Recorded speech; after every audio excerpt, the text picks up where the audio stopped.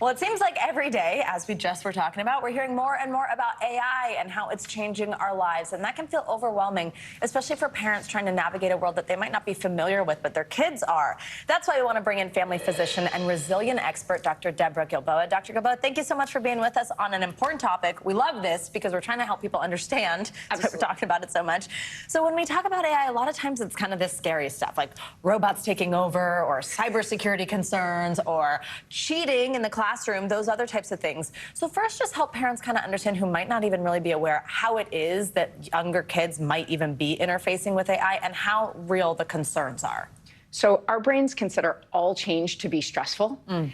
And to navigate change, we have to engage with it, not hide from it. This is a place that kids are in a really good spot because everything for them is new and learning. But our kids are both learning about this a little in the classroom and much more on their own on devices as they experiment and see opportunities. People are really worried about plagiarizing and cheating and that our kids just won't learn, that they'll get kind of soft and rely on this all the time.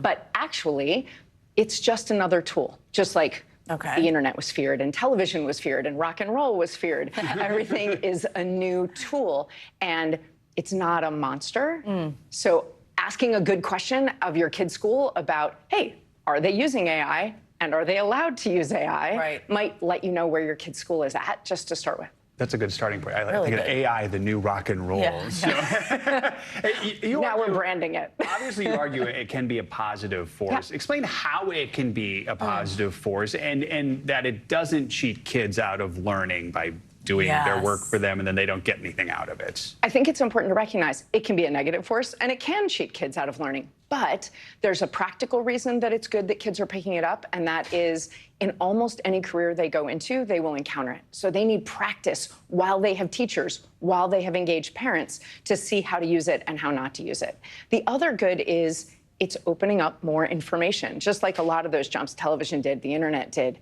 It's opening up a lot of information and access to people for the causes that kids care about and want to be more informed about. Absolutely. You just gave us a really good tip on how to start a conversation with your kid's school, maybe with their teacher. You also just wrote for cybersmile.org about the importance of having this conversation with your teen. But if you're a parent and you don't even know how to talk about AI, how do you start that? What does that conversation look like? It's not hard. Ask a question. Instead of feeling like you have to come in as an expert, you absolutely don't. So first ask, hey, have you heard of this? And what do you think of it? That allows you to enter the conversation where your child actually is, not too early and not too late. And then you see what they know about it and what they believe about it and how they might be using it. And then use it with them. Experiment with this together. It's new for everyone. So ask them something like, hey, you can't think of what to get your friend for their birthday. Let's check out AI and see what suggestions it has. Or you got that information from AI. How do you fact check it? That way they can see both what's good about it and also what might be wrong or misinformation. Is this sort of similar to how parents had to learn about social media from their kids like a few years ago? They are digital natives and we are digital immigrants. And I don't mean to say we, I'm older than you are, but I'm a digital immigrant. And just like my grandparents who are immigrants and my parents who are native to this country, they're going to adopt things faster. That doesn't mean we stop parenting.